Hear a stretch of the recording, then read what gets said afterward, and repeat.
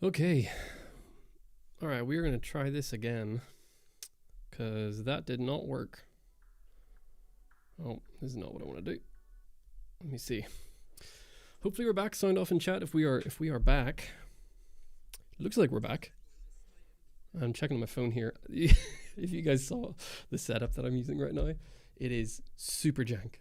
Super duper duper jank. But oh well. Let me see. In theory, we're good. Okay, note to self: do not use a MacBook Pro that is on 5% battery and charging to try and do a live stream. So this is what I've learned today. How are you guys? I don't know if anybody's here, but we are back to being live again. So I need my coffee, dude. It has been a day. You know what's annoying? I'd figured out this cool way of like getting chats and everything to show up on screen. And yet, early gang. Yeah. Dude, why does nothing ever work? It's good to see you though, Ezreal. Ezreal, I'm so bad at pronouncing your name, I'm sorry. And I'm going to be reading my chat on my phone. So, Ezreal, I'm literally running, I've got my MacBook, or my Mac Mini here, is now plugged in to a 5-inch camera monitor because I couldn't undo all the cables from my computer that's over on my desk. And so I can't read any of this. It's like impossible. And then I forgot to plug in my overhead camera. But my overhead camera's working, but it's not plugged into my switcher. It's just a disaster. So there's that. We got 5 people in here. Good. All right. Maybe we can get started here in a sec. He's here. Good to see you from Kenya. Dude. People from all over the world. Will, how's it going? Sorry, I need coffee today. How does audio sound? Are things sounding okay? I'm just going to set this over here. All right. I think we're back. I think we're good. Randolph is here. How's it going? What is my autofocus doing? 1 second.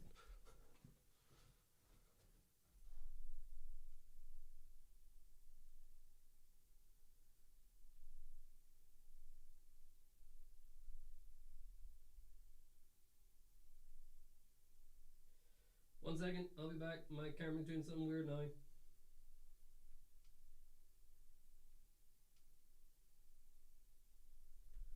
All right. I think we're good. Audio sounds good. Thanks, Peter.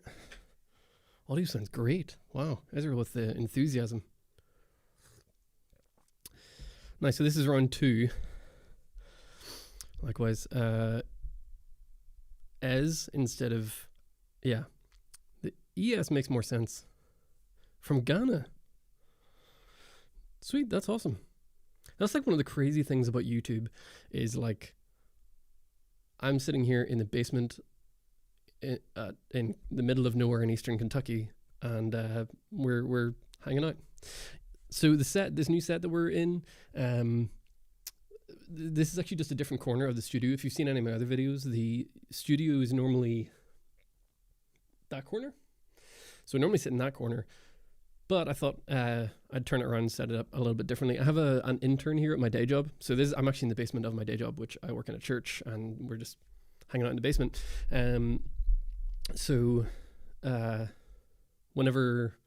Sorry, I'm getting so distracted. I've got 3 screens in front of me and they're going crazy. So we're in the basement. I have an intern at the moment working with me, and he's really interested in starting a YouTube channel about coffee. So we actually worked just this week. We were trying to take it a little bit easy because it's been really, really busy. We've set up this set for him. And I think it looks pretty sweet. So any advice or thoughts on this set would be great. And the nice thing is this whole thing that you're watching on, like this, everything is on wheels. So if I can just turn the table around and I'll have a completely different shot, which is nice. But yeah. Dude, I'm so frazzled now that didn't work the first time. I feel like I just ran a marathon. Then again, I never run, so I have absolutely no idea what that feels like. But we're good.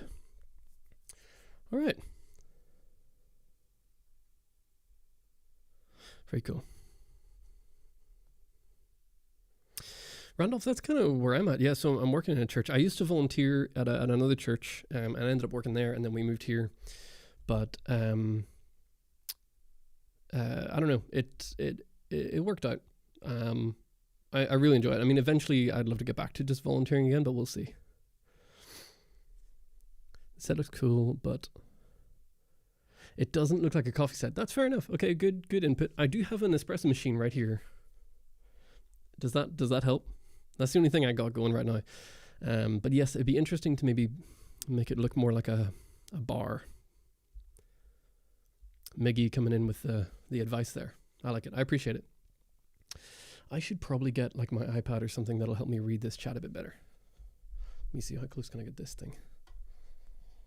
Let's do this.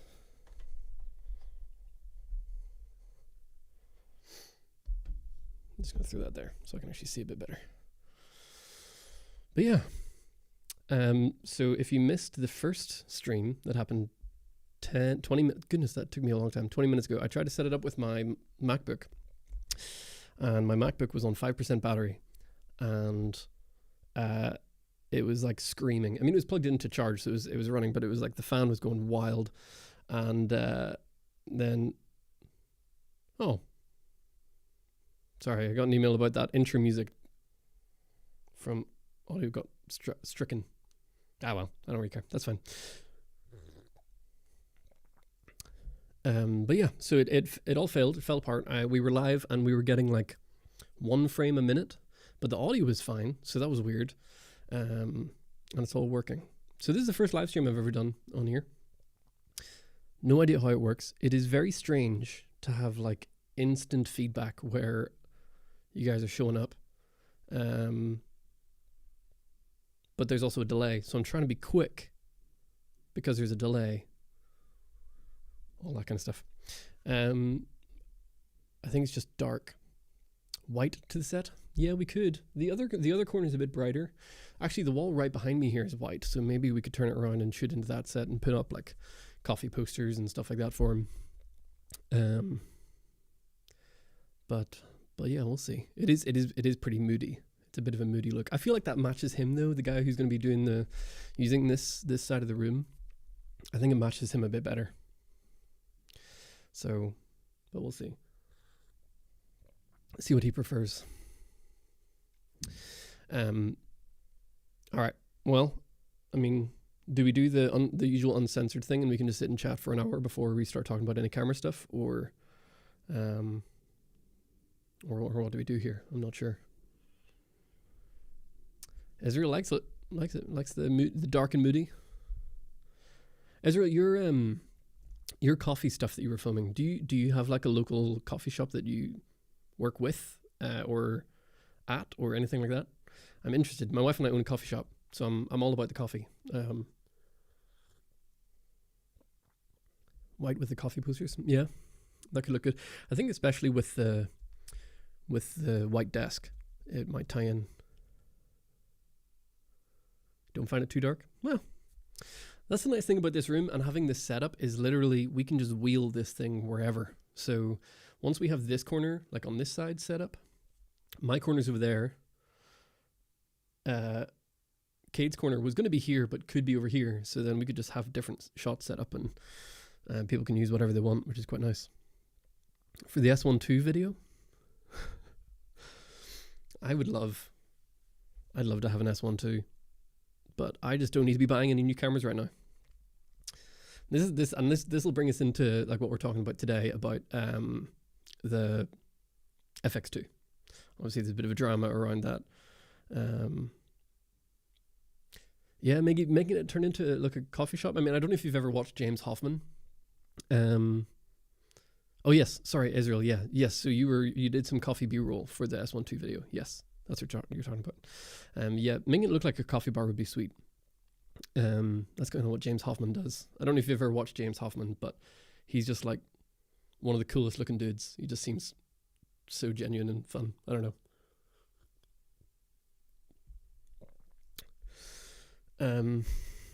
What did you think? So Ezreal, you're in chat there. Do you have any thoughts on the FX2 compared to the S12? You got an S9? Dude, I like my S9. My S9's not here, but I do like the S9. I know Ezreal's got an S9. Ezreal brought that the worst lens that Lumix has ever made to NAB with that with the S9. What was it, the 28mm or something? But it's like an f8 manual focus. I don't understand that lens, if I'm honest with you. Oh, nice.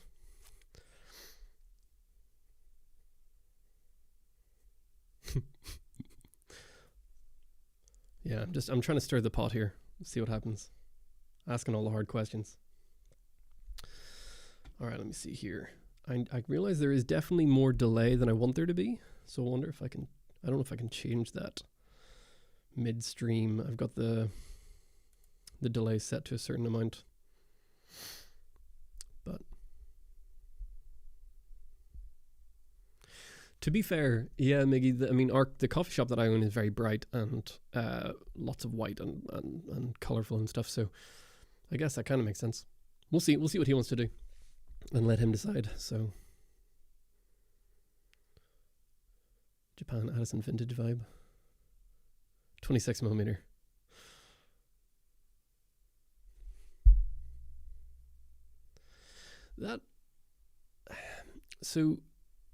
That's the thing that I find really hard with the S9. Like, I love my S9. I really enjoy it. But I just don't have the lenses for it that I think would make it thrive. Does that make sense? Like, I feel like there are going to be a lot of lenses out there that would be, or that should be good for it, but the L mount just still feels a little behind for me. I don't know if Matthew's here. He's probably not, but we were chatting about this the other day, Matthew Dangu and I. Like, he's like, when you want to hear the word Lumix ambassador, like, he is like going for it, just trying to get everybody to go Lumix.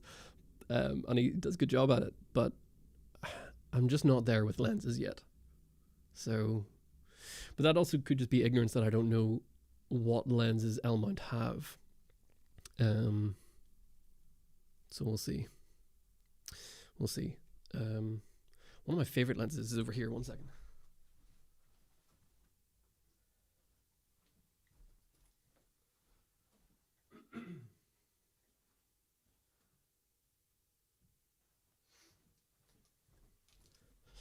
All right, so why am I getting ads? I turn mid-roll ads off. Hang on, can I change that? How do I turn off ads? No mid-roll ads.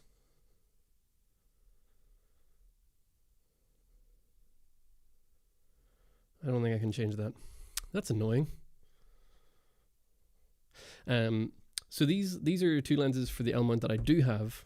And this one here, this is by 7 Artisans, and it's a 35mm f1.4, and it's manual. And I love this thing. The image quality out of this is awesome. So I got into this one from, who was it? Zach Mayfield had the Mark II, and he kept talking about how much he loved it. And then the Mark III came out, which is this one. And I accidentally bought this one, which is silver, and I didn't like it, so I ordered a second one, which is the black one. So it's on our S9 right now, which we use as our coffee shop social media camera and lens combo. My wife does all of that, so she loves it. But that's true. So that seems to be what most people do, Miggy, is like the PL adapting, which I think, like, especially for like anamorphics and all that kind of stuff, makes sense. But I don't know. PL adapters are very expensive for a good one.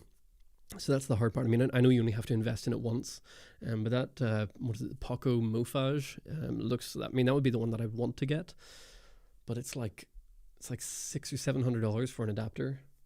That's a lot of money, and I don't need it. That's the hard part. That is the ultimate conversation maybe for today, is I don't need it. You know, like that's always the hard question, is we want things. I need to have like a soundboard for that SpongeBob moment when he says that I need it. Oh, here we go. He's put it all in there. We're getting the answers. Is it only $450? Okay, we'll come back to that. FX2, in my opinion, it's a great entry camera to full frame Sony Cine. Okay, but the specs are bad. Fair. It has close to the same specs as my S1H. Oh, the original S1H. I never used the original S1H. Yeah, so FX2. Maybe we just, yeah. I mean, so here's kind of my thoughts on the FX2 is that I think if you are in the Sony ecosystem, this is the quick version. I think if you're in Sony and you're invested in Sony glass and you're maybe in like the FX30 kind of world, which is what I'm filming on right now, is the FX30. I think if you're in the I know a lot of people who have the FX30 and they want to upgrade to full frame, but they can't afford an FX3. Then I think the FX2 makes loads of sense because it's what $1,300 cheaper than the FX3, and then especially if you already have an FX30 and you have the XLR handle, you don't need to buy another one necessarily unless you want a second one. So like obviously once you start talking about like competition, it gets a bit more difficult, right? Because yes, other cameras are definitely offering more, especially spec wise, more specs for less money. But the problem is like it's less money, but by the time you sell all of your lenses that you have and invest in the same lenses for another system, you've spent way more than you would if you were just to upgrade camera body. That's the hard part ultimately, is like the upgrade. And that's what Sony does so well. And Lumix are getting there, especially with their recent release. Lumix are getting there with like having like an upgrade path.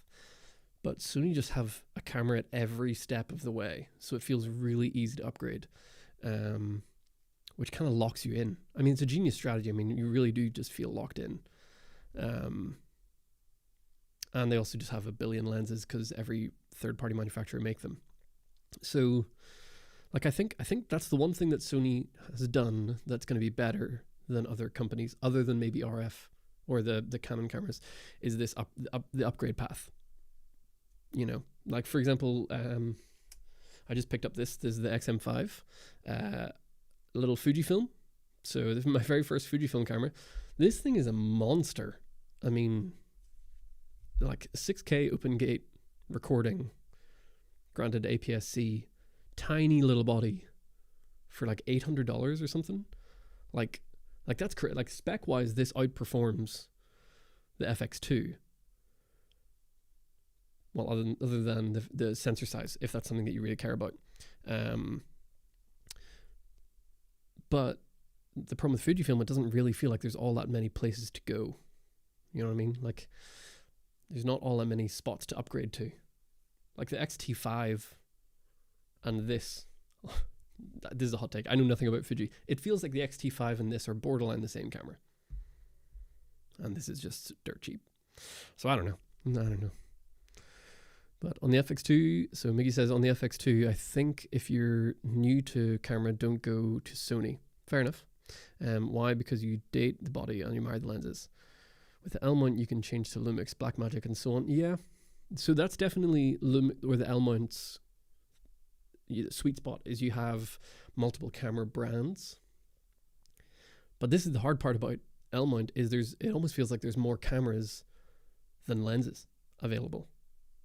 That I understand that is changing, which is good. But yeah, I don't know. I don't know. I want to hop into L mount, but I don't need to spend that kind of money right now to sort of get rid of all of my camera gear or all of my lenses, all my Sony stuff, and switch over. That's what made me so excited about Nikon. Oh, I almost dropped it. That's what makes me so excited about Nikon. So I have this Nikon ZF here. And I can use all of my Sony lenses on these. So that's super appealing. Is just being able to like take all of my Sony glass and use it on a Nikon camera. So I can change to another brand without having to change all my lenses out.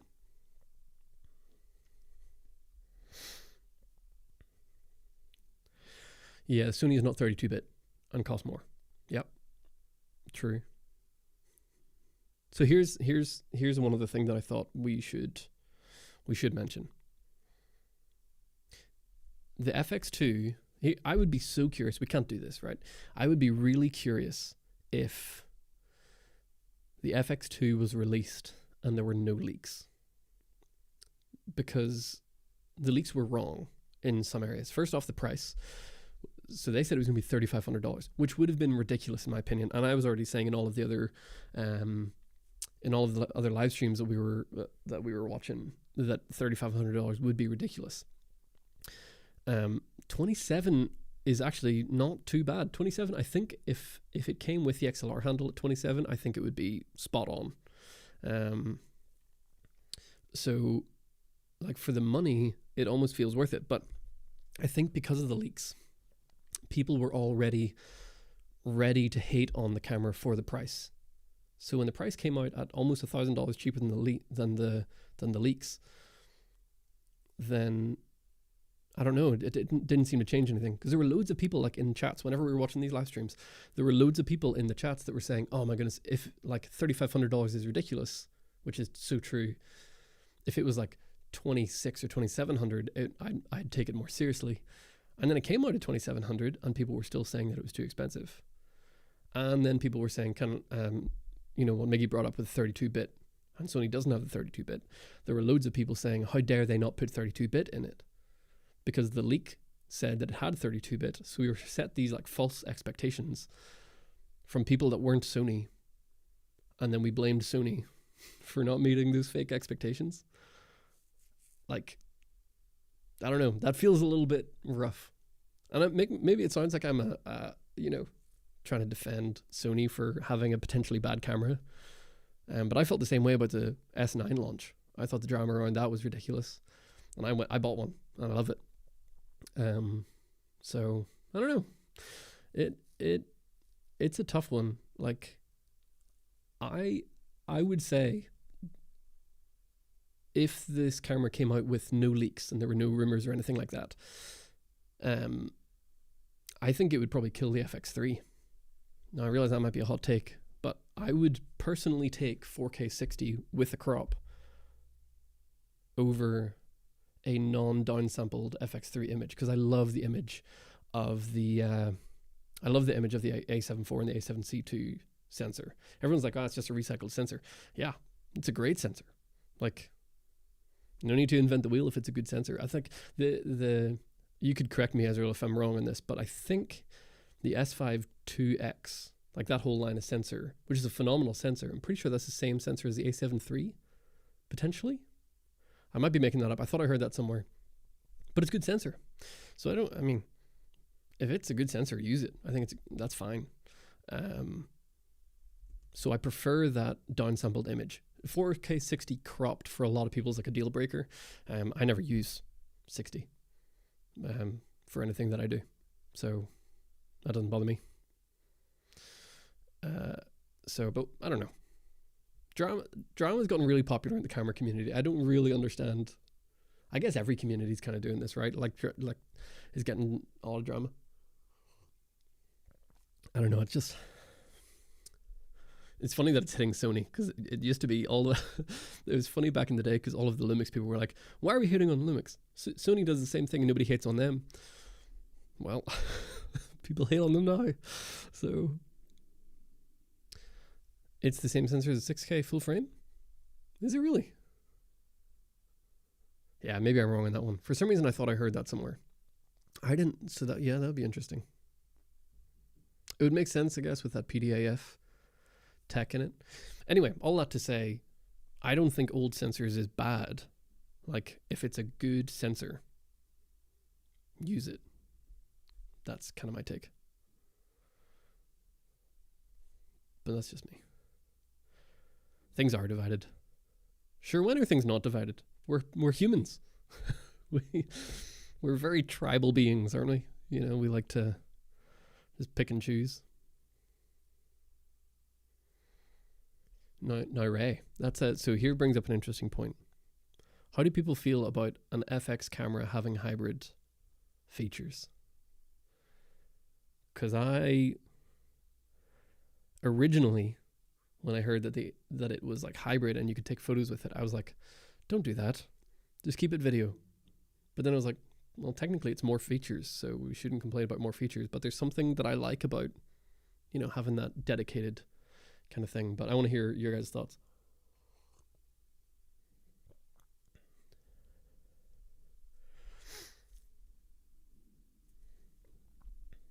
But yep,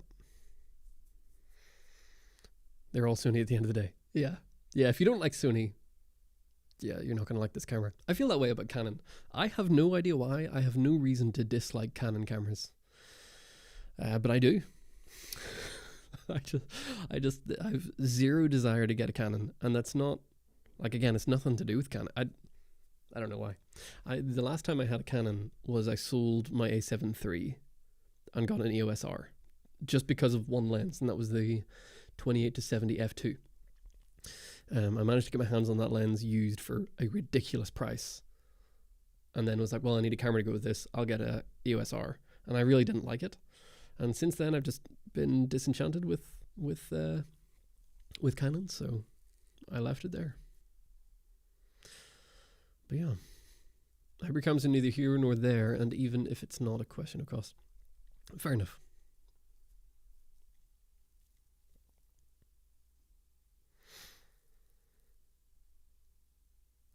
Yeah, but I can't remember who it was. Somebody put out a video recently saying, Ray, sorry, I was talking about your cost aside message there, about how people don't want the perfect camera, and I think that's kind of true. I mean, that'd be a little bit boring. But I guess if you're a professional, that's probably what you want. But every kind of camera is going to have a compromise. All right, Ezreal, see you later. Have a good evening. Yeah, let's stir the pot. I don't have Ecamm or any of the programs that allow me to stream together, so I'll need to set that up at some point, and we'll hop on a call. Maybe we could just get loads of people, like, who all disagree together and just make them yell, you know, and we can just moderate and let them yell. That'd be kind of funny. But all right, Speed says, I know this is slightly off topic, but does anyone else think the overall internal stabilization is kind of wonky on the latest full frame Lumix S cameras? Kind of wonky. Ooh. No, I haven't seen them. I mean, Lumix are kind of known for their stabilization. So I didn't notice anything bad in the videos that I watched on it. Then again, it is probably true to say that I wasn't really paying attention, because whenever I hear a Lumix camera and they talk about stabilization, I'm like, yeah, I'm sure it's fine. You know. And I probably just check out for that section of the video because I just assume probably a bad thing to do, but I'll go back and take a look. Ray says lots of pros and enthusiasts would want to carry just one body rather than two of this at the same time. Yeah, that's true. So this is kind of what I was thinking though about, like, the FX2 compared to the A7 IV. Like, no, I don't have either of those right now. I've used an A7C2 quite a lot. But the A7 IV and the FX2 is basically the same thing as the 6700 and the FX30, which I have both of those. And for some reason, I just always use the FX30. I don't know if it's the body, the feel, like everything about that camera I just prefer over the A6700. No, I love the A6700. It's a great camera, great image, great price, all those kinds of things. But given the choice, I'm picking the FX30 every time. And I think I'd feel the same way about an FX2 and an A7 IV, which to me says that extra $300 or $400 may be worth the price difference. Again, I think they should have included the XLR handle at around that 2800. But we'll see. Let me see, where are we?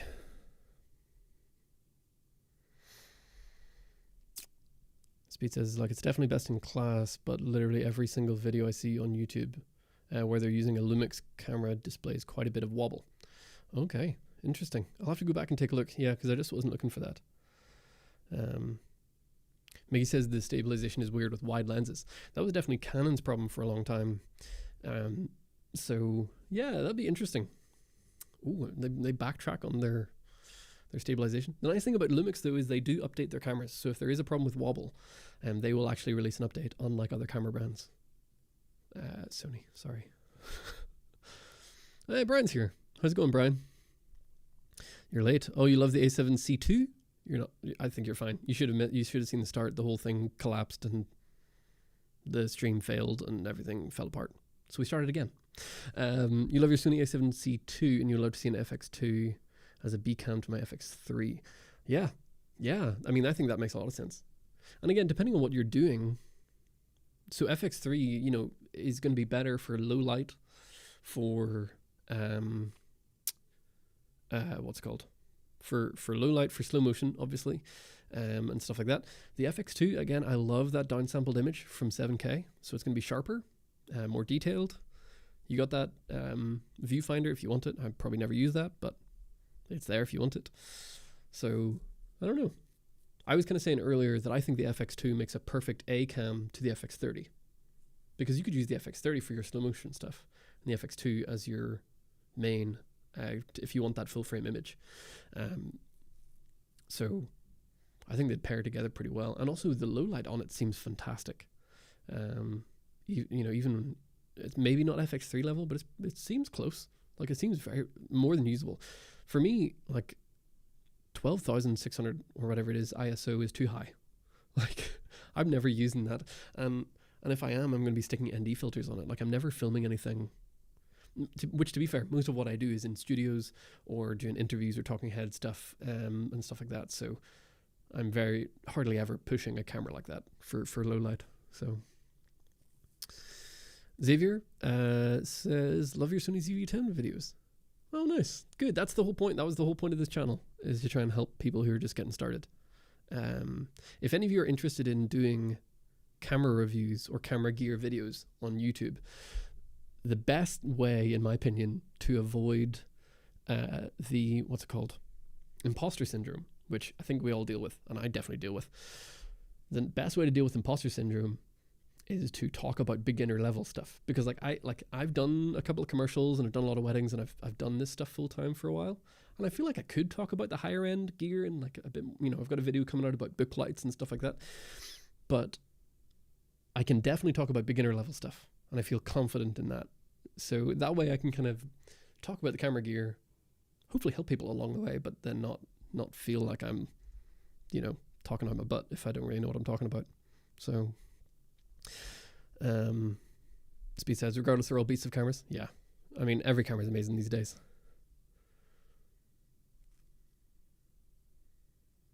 Yeah. Miggy says that you should get an i7 IV unless you're going to move a lot. FX2 has really good autofocus. Yeah, that AI chip, I mean, it looks like it actually got a lot of features from the A1, which is impressive.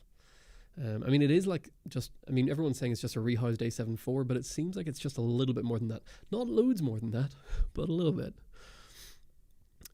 Brian, you said, but yeah, the tribalistic overreaction is in every niche. That's probably true.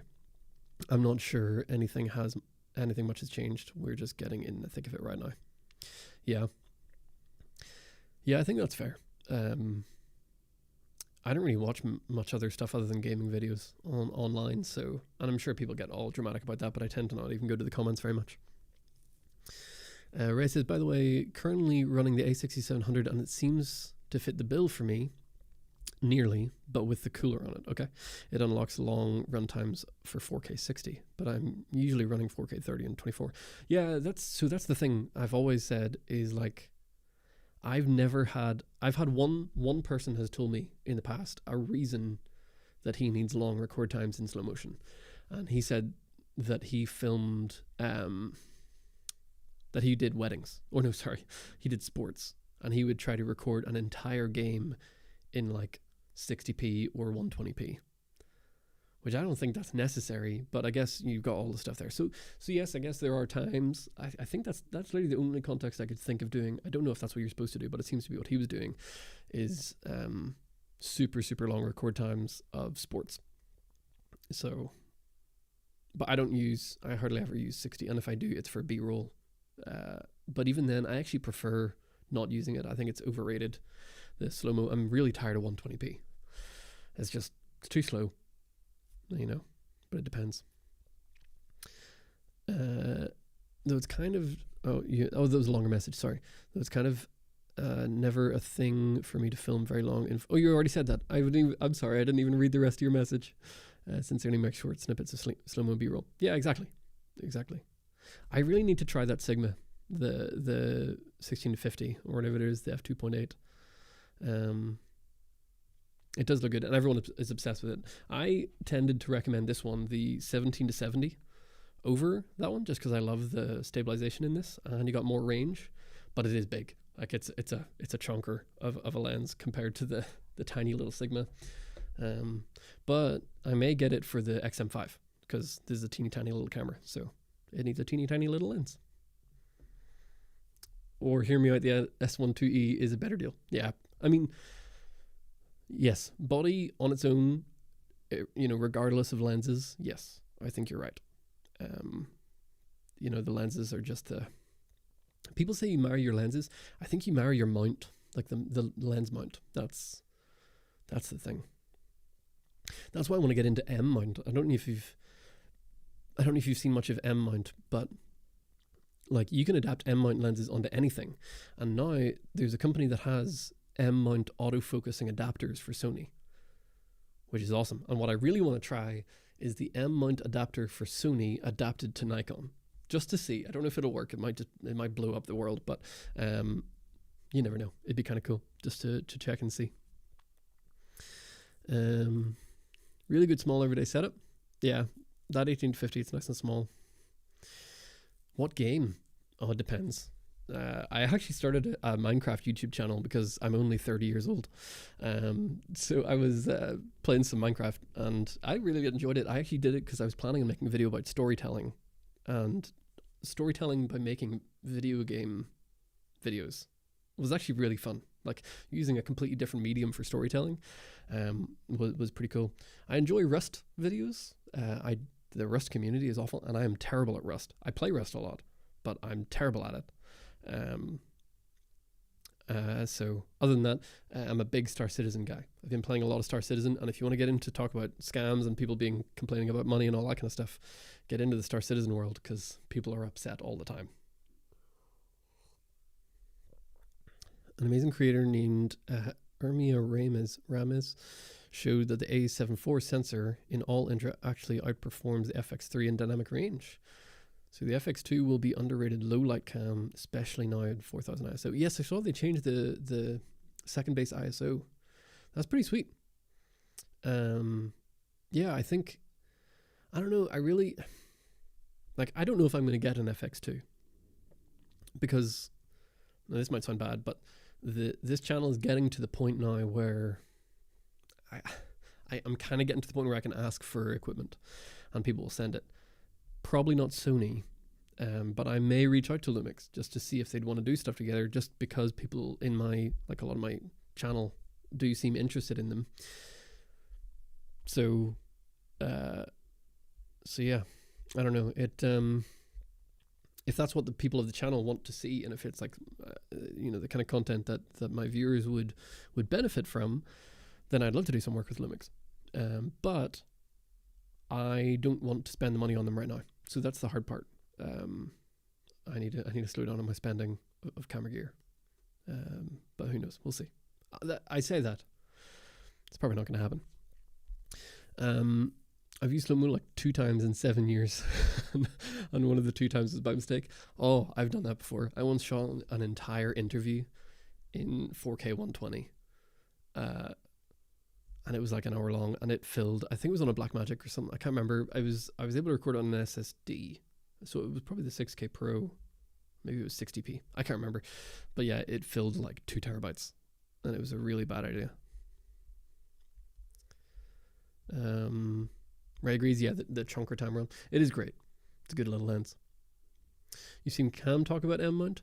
Yeah, like it just seems like if you're into manual lenses and you're also into trying multiple camera bodies, regardless of its mount, M mount makes loads of sense because you can put it on every single type of mirrorless camera.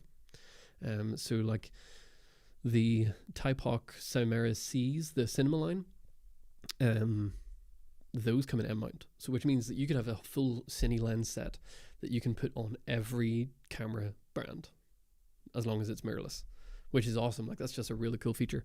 Obviously that you wouldn't get autofocus or anything like that, but when it comes to cinema lenses, you don't need them. And I got to try those at NAB, and the image out of those Chimeras are just gorgeous. So I'm getting my hand on the normal Chimeras. They're sending me some here soon, but not the cine line, which is a bit sad. I wanted the cine line, but we'll see. Storytime while playing games. Yeah, I mean, it's all about storytelling is the main thing. You can tell a good story on an iPhone, and that is where like I've been planning this video that I'm trying to do in the most cinematic sort of storytelling way possible about how I'm a terrible filmmaker because I don't really care about storytelling all that much. I love gear and I love making a pretty shot. Sometimes more than the story itself. So that's why YouTube and gear reviews work so well for me. But you know, if I wanted to be serious about filmmaking, story is king, and it's not my personal favorite thing. So, but anyway.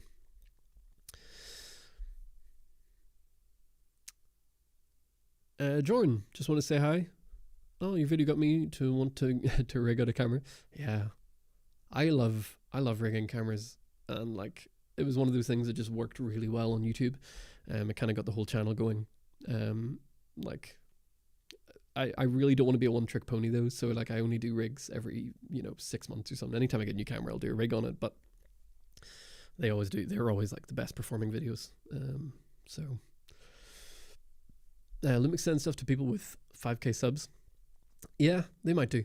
I just I don't want to reach out for gear that I don't need. Like, I don't want to be greedy. I don't want to be a greedy person.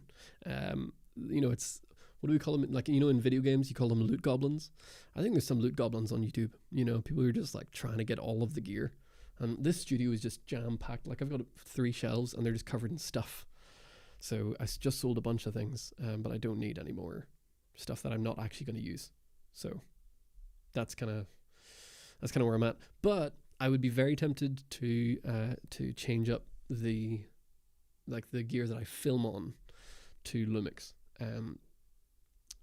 for a couple of reasons. One, you got that open gate, so I can actually like crop it in for vertical content. Whoops, I can crop it in for vertical content, so that'd be kind of nice. Same with my overhead. So I use a little A6700 for an overhead camera. I don't have it hooked up to this right now, and I was thinking about using the XM5 for the overhead just because it has open gate. But I don't know. We'll see. I literally just unboxed it like yesterday, so we'll see. I definitely think you should work with Lumix. Yeah, Brian. Look, I'm open to it. But I don't know if I'm ready for all that hate just yet. You know what I mean? I'm kind of happy in my little Sony APS-C pocket of the world. There's not all that many of us in here making videos about Sony APS-C, but I do think it's starting to die out a little bit. But story for another time, I guess. My favorite camera, not performance, but just experience and tactility and feeling wise. I'm sorry, I'm so dyslexic. Reading is like awful. Out of sentiment and such is the 1D Mark III. If you love sports cars, the old school cars feel more. Yeah, that's probably fair. I mean, that's why so many people are going back to like these cameras, like the vintage style ones. And people want that old feeling, Yeah, it makes you feel things for sure. May says, but what's the cost of those lenses? The Typoc ones, they're not that expensive. Let me see here. I can pull it up. Oh, I keep bumping my mic. Sorry. The Typoc MRCs. I'm assuming that's what you're talking about. Like for cine lenses, the full set is like $3,000 for 4 lenses. 28, 35, something in and around there, depending on where you are in the world. Which I think, $3,000 for a really high quality set of cinema lenses, I think is totally fine. More than fine. But yeah, I lost my place. Ray says, though new school vehicles may perform better. Yeah, so that's true. Yes, newer cameras technically are higher spec. Older cameras maybe make you feel something. And I think that's where these, like the uprising of like vintage style cameras, and which Fujifilm has always done, is going to take off. And honestly, I'm not going to lie. Back to the FX2, I think the new body's pretty sweet. I quite like it. Again, I might not buy it. I probably won't buy it, but I'm thinking about it. I shouldn't buy it unless I sell a whole bunch of stuff, but I shouldn't buy it. That's where I'm at.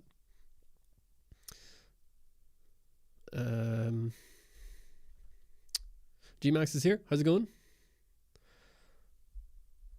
The chunky shutter. Yeah. Oh, dude, the shutter noise. I don't know if this is going to come through because I have a noise gate on here, but the shutter of this, I don't know if that's come through. It sounds so good. I love that old chunky shutter feeling. Miggy says that you've seen 2-hour Minecraft videos that were whole stories. Yeah, like Story's king, and they're great. It's really fun to do. Like I had a blast doing mine. Unfortunately, everybody who was playing on our server ended up leaving, so we didn't really get it finished, and it was just so much more work, and I do not have the time. Any recommendations for any monitor recommendations for $300 or less? Looking at the newer F700.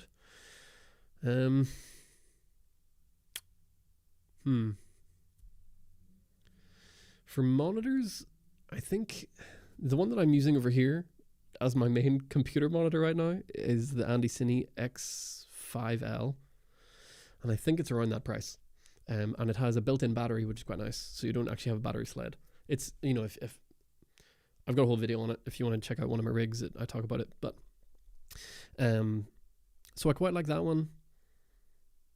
It really depends what you're wanting to do. I would say if you're wanting like wireless, anything sort of wireless transmission based, then I would look for one that has that sled on the back that you can put a wireless adapter on. My favorite monitors are all by Portkeys, and the Portkeys LH7P and the LH5P I think are the best monitors out there, and I think used you might be able to get them under $300. I would always shop used if price is what you're worried about. Just look on eBay, see what you can find.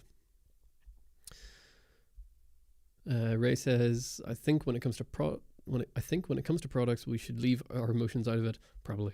I respect all cameras. I guess we all have our poison. Yeah. Well, people are passionate, Miggy said, yeah, 3,000's not bad. Yeah, I mean, for the image that comes out of them, I thought they were lovely. And they're based off of the old Summicron lenses, or Summilux, I don't know, one of the two. They just are so smooth. They just looked really, really nice. I had very limited experience at NAB with them, but they just seemed lovely. He's gone all philosophical on us over here. Though I think it's because we as humans, our humanity does weird things to us, especially the fact that we form sentimental bonds and attachments to things. Yeah. Yeah. People do weird stuff. People are a bit odd. I love people. People are great, but people are the problem. That's just me. Sorry for the off-topic question. Yeah. Oh, you got a Cine back. Very nice. I've been tempted to get my hands on the Cineback Lite, but I really enjoy like building them out of scrap pieces of like cheese plates and stuff that I have lying around. So I just do that for now.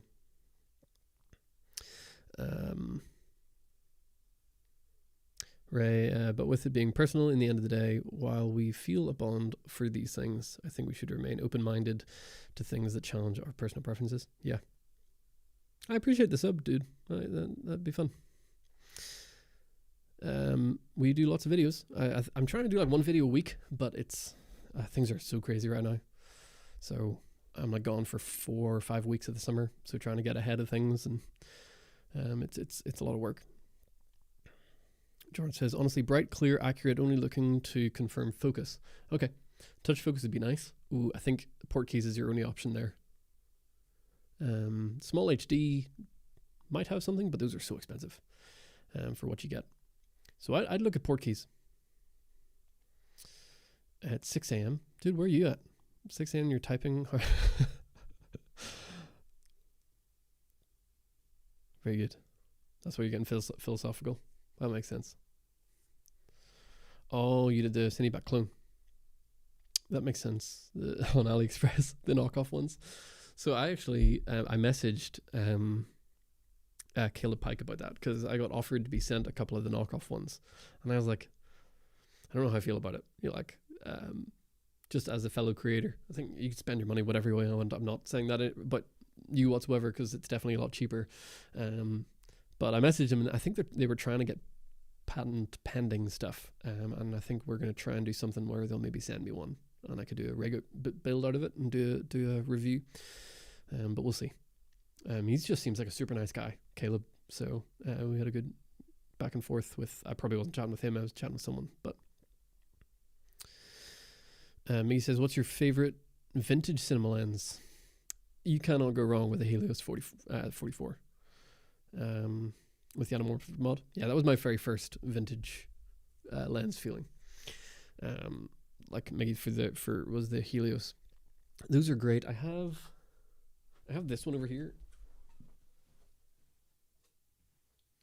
This one was like $20 on eBay. It's not covered in dust because I never use it, but it is by Soligar, and it is 45-150, and it has macro, and it is so dirty right now. I don't know if you can see how dirty that looks right now, but it's a really cool little lens. I think the widest aperture is f3.5, but I found this on eBay and I adapted it onto my a ZV-10. And then I took that over to Colorado and we were in the Rockies shooting on that, and it was sweet. I loved using it. It's not clean. It's a disaster of a lens by modern day standards, but yeah. Raised in Asia. Oh, Malaysia. Sweet. It's a really hot tropical country. The overheating's really getting you. I'm in Kentucky at the moment, and it's one of those things, like, I'm from Ireland, but if I ever move back to Ireland trying to do camera reviews, I'm never going to get it to overheat, because it doesn't get any hotter than like 70 degrees over there in Fahrenheit, like 20 degrees Celsius tops. So I'll be able to tell everybody that they're stupid and they should just move to Ireland if they have a problem with overheating. Yeah, here in Kentucky, it's like just so humid.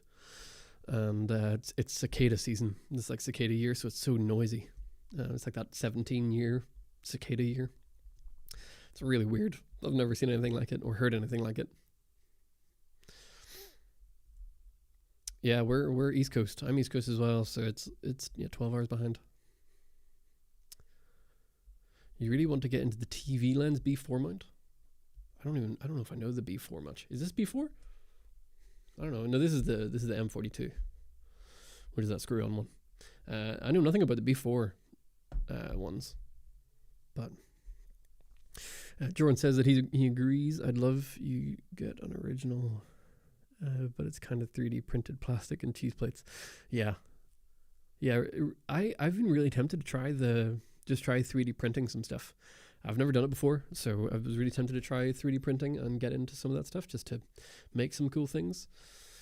But again, that's a whole other thing I'd have to invest in and put time into, and I do not have the time or patience for stuff right now.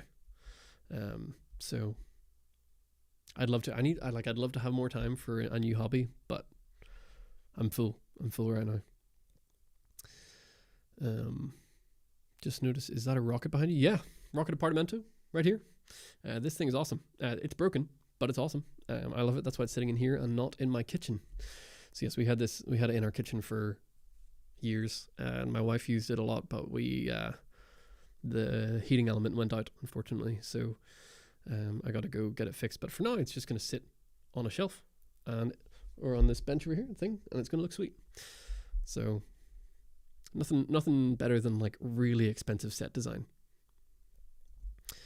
Camera overheating, location makes a big difference for sure. How hot does it get in Malaysia? I mean, I don't know. Are you Celsius or Fahrenheit over there? You can say either one. But if I covered this, Brian's asked if I covered this in the past. How did I end up in Kentucky? My wife is from Kentucky. Women have this amazing way of getting people to move to the other side of the world. So she, I was a youth minister over in Ireland at a small little church, and we had this connection with a church in Kentucky, and they would send teams over every year to help with like the summer camps and the events that we would run. And she came over to help on a trip, and we were supposed to be focused on the event, and we ended up staying in touch, did long distance for a long time, and then ended up in Lexington, Kentucky. So I did videography there for a long time, down in Lexington, and was plugged in with the church, did the videography at the church, and Then I ended up in eastern Kentucky in the middle of the sticks in Appalachia. So big change. Yeah, Appalachia is, I love it. It's been great. But it's definitely not where most people who move from across the world to America tend to end up. But it's fun. I like it. You only get you only get 30 minutes without the Ulanzi thing or the fan. Yeah, I haven't tried any of those fans yet. Oh, Jet's here. How's it going, Jet? I haven't seen if you've posted in a while. You slowed down. You gotta keep posting. Keep posting. I think you're probably more active on Instagram. I've seen a lot more of your reels, ironically, that you seem to post. But how are things going you're over in England, right? I'll need to, I actually might be in England in January, so maybe I'll probably be around London somewhere. I'll have to see if you're around. You could squeeze to 40-ish minutes. Yeah. I mean, for weddings and stuff, that's tough. At that point, you need one of those FX or like a camera with a built-in fan, whether it's, I don't even know what you shoot on, Ray. Do you shoot on something? Were you the guy who talked about the ZV-E10? I can't remember. Yeah, that's tough. I mean, if it's that, super hot, then I'm crazy. But yeah. Celsius. 40 Celsius. That is hot. What is that, like 105 to the Americans in here? That's pretty toasty. B4 are the 2/3 lenses. Okay. That makes sense. Very cool. Yeah, I'll need to look into those. Straight up 40 Celsius all the time. I'm not about that life. I burn so fast. I have to use color grades on my cameras, like right now, that make me look like I have a tan. I do not, because I am a pale Irishman who just burns. So there's that. You're in Miami. I've never been to Florida, actually. I've heard the humidity down there is crazy. I've heard the people down there are crazy, but that's just maybe social media. I don't know. The Florida people is a bit of a funny thing all over the world. But yeah. Brian says, haha, I get it. You married a Brit, but luckily she decided to stay in the US. Very good. Yeah, London, I mean, British weather. So I'm from Northern Ireland, which is technically part of Britain. But yeah, I mean, Britain and Ireland, that whole area, weather's pretty rough. So it's fun. Where's she from? Is she from London? No, that's cool. It just says, mate, we should definitely go for a coffee. Yeah, for sure. I'm crazy busy with freelance. Oh, that's fun. It's always good to see, like, when people are doing like YouTube stuff, that they actually like also have other stuff to do. It's always good. In Brighton. I do not know anything about Brighton. So, but very cool. Yeah, so Ray, the rocket is cool. I do need to get it fixed, but this shot I was saying earlier at the start of the stream, this shot here is for a friend of mine who wants to start a YouTube channel about coffee. So we're trying to set something up. I need to do a bit better lighting, but my corner of the room is over there. I just thought I'd change it up today and see what happens. People seem to like it, so that's good. I'll tell them that people like the angle. Ray's into coffee gear himself. Aha. I do enjoy coffee. My wife and I own a coffee shop here in our hometown. So she's the one that's extra good running the shop. Like she does that. But the gear and the dialing in all the coffee stuff that's kind of my little job over there. So we got a Keith Van der Westen espresso machine that I love. We drove all the way to Boston to go pick it up. It was sweet. Brian, tan color grade, yeah, you got to do it. Otherwise, so the first few videos that I made, I didn't color grade much. I think I just used like a standard picture profile, or I didn't do much color grading, and everyone was like, "Why are your skin tones so red?" It's like, that's all natural, baby. That's just me. If you're going to Miami, go in December. Yeah. You guys have alligators and stuff. Like, if you know anything about Ireland, we have nothing. Like, the only thing dangerous in Ireland are the people, and they're not even that bad. Like, we've got no dangerous. There's no snakes. We got no dangerous spiders. We got no predators. I think we got badgers. That's about it. We have sharks, but they are basking sharks and they don't hurt people. The only thing in the water that's dangerous, I think, is like jellyfish.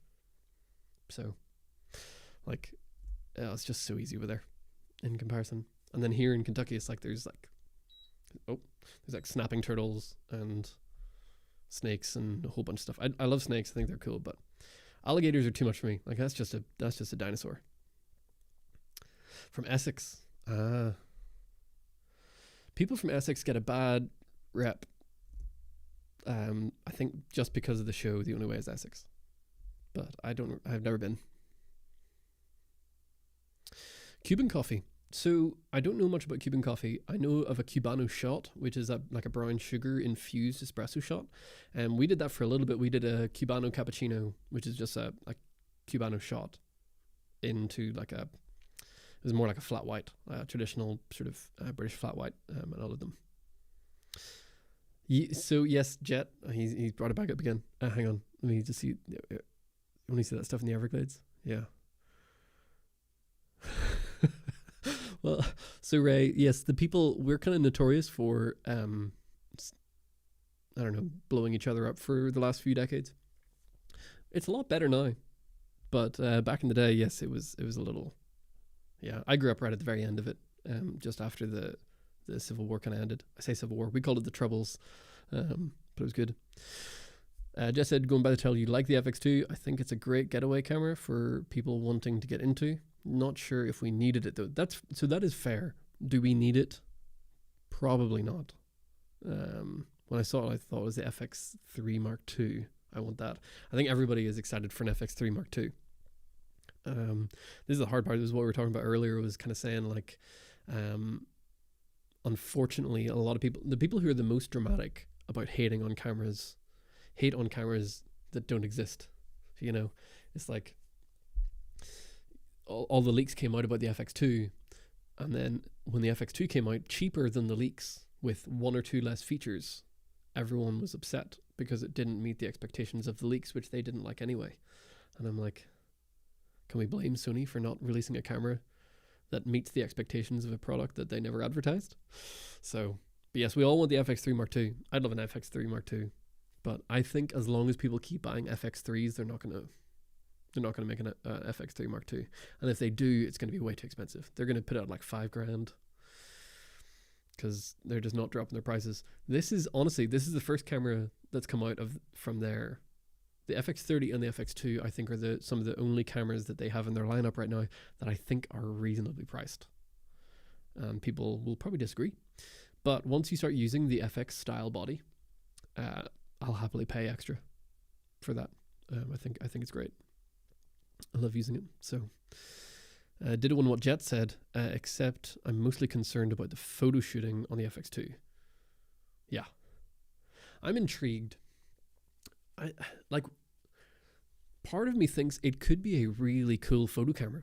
Like, I don't want it to be a photo camera. Like, I want it to be a video camera. But part of me thinks that the FX2 could actually make a cool photo camera, especially with that little EVF. It's like, you know, a lot of camera companies are bringing out these like vintage style cameras, and those are doing really well. Like the ZF, Fujifilms have done it for forever. The S9 is kind of vintage-ish looking, or Leicas, all that kind of stuff.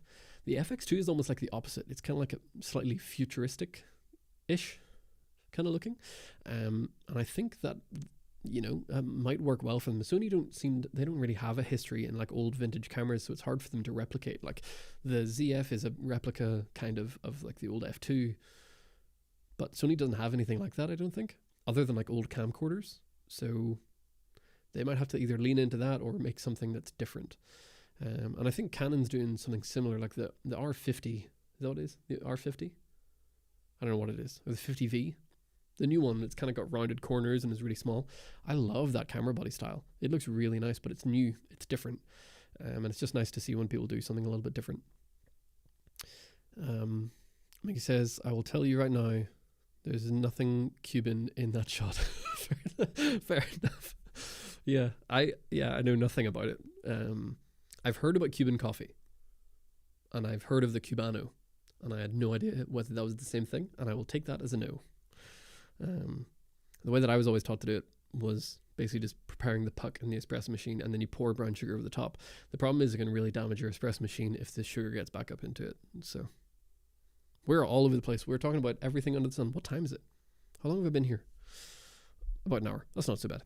We'll maybe talk till about 7 to 30ish minutes, and then we'll peace out. But yeah, FX2. Who knows? We'll see. I think it's going to end up selling really well. I think there's going to be hate on it for a little while, and then it'll calm down and everyone will buy it. That's my take. Honestly, my thing is if it makes people stop buying the FX3, which will push Sony to release something new or drop the price, I think it's worth it. Here an FX32 leak is going to be 4,400 because of tariffs.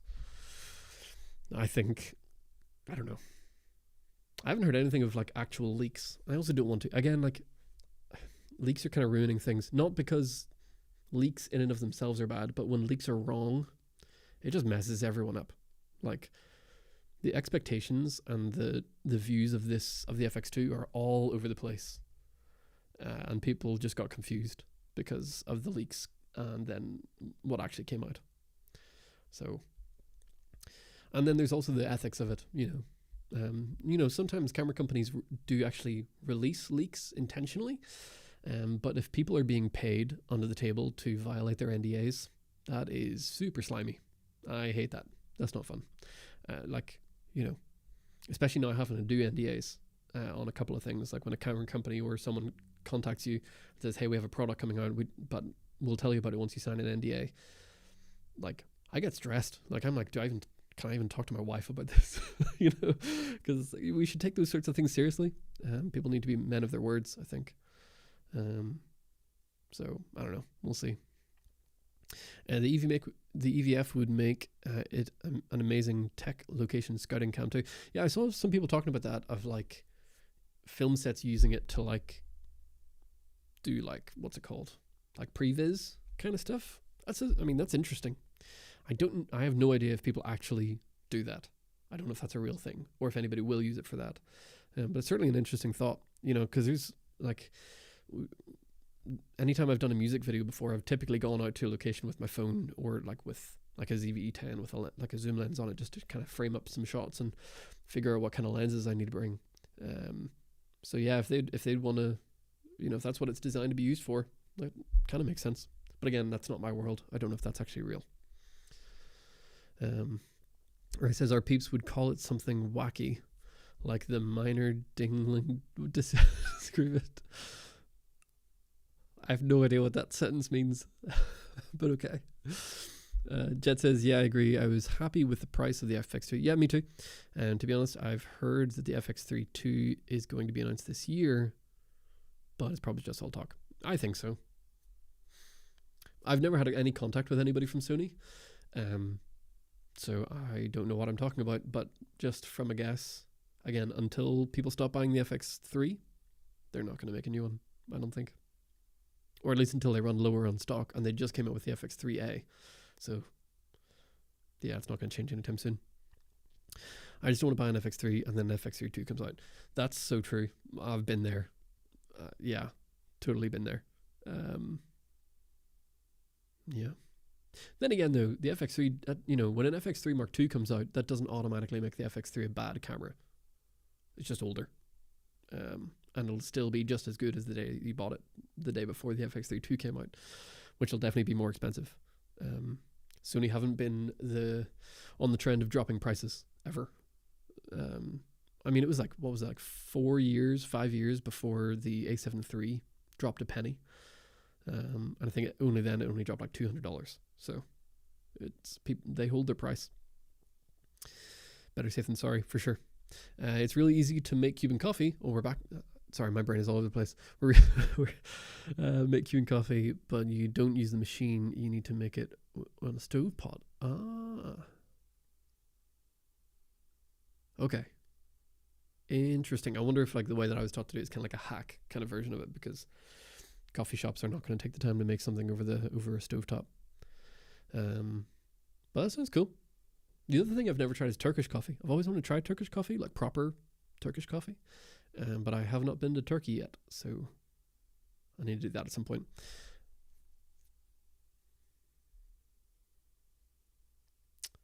Interesting. I'll have to look that up. Because we had a guy from Cuba came in. Actually, we lived like off an interstate, so we got a lot of people driving through, and he came in and he asked if we did Cuban coffee, and I said we do Cubano shots, and he didn't seem interested. But so I guess that would be why. I don't understand how a coffee shop could do that. Like, do you just have it at the ready, and you just, I don't know. Interesting. Very good. Anybody else got any thoughts on the FX2s?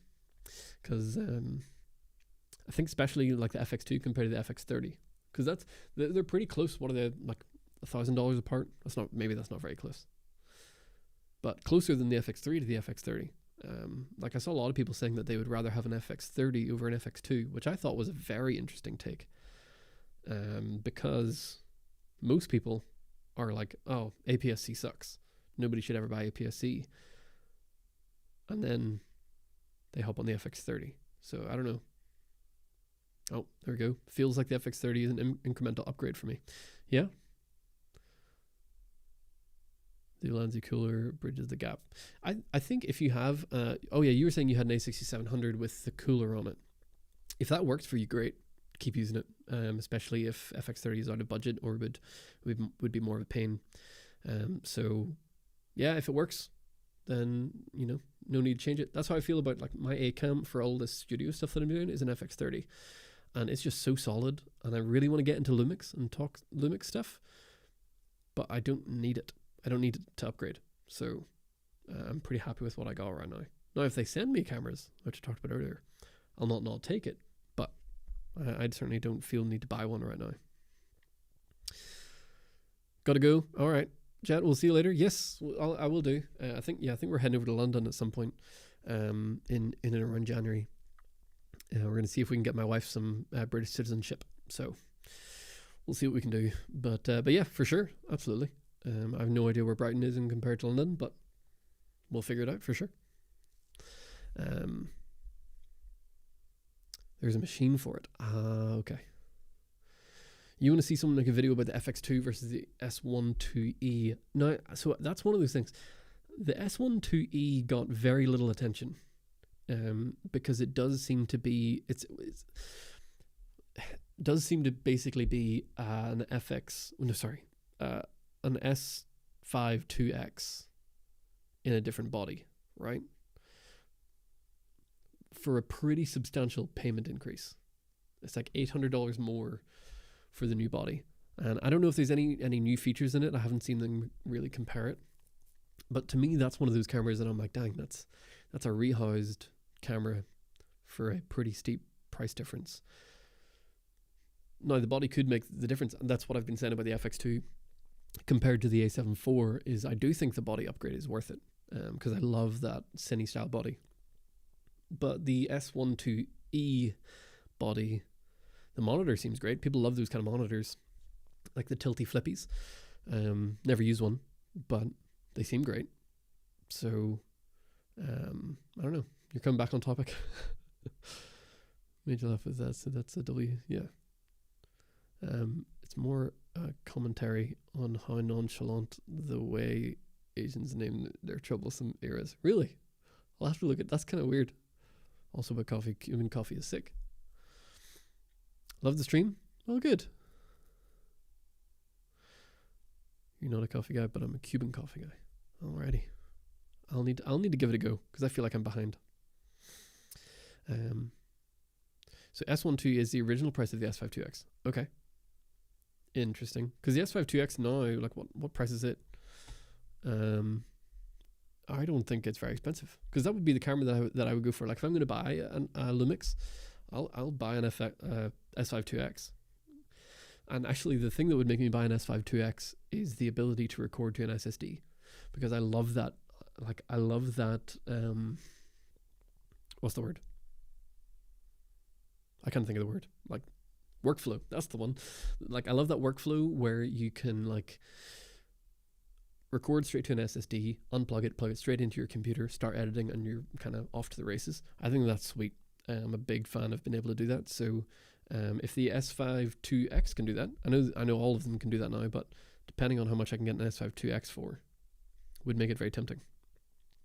So the S5 is brand new 1900, down from 2200. All right, see, 1900 is a whole lot more affordable. And this is like, maybe you guys can give me your take on this as well. This channel has been all about Sony APS-C, because that has been for a long time. Sony APS-C has been like the best entryway into photography and videography, in my opinion, especially like that ZV-E10 back when that came out. You can find them used for $500 and they do a great job. But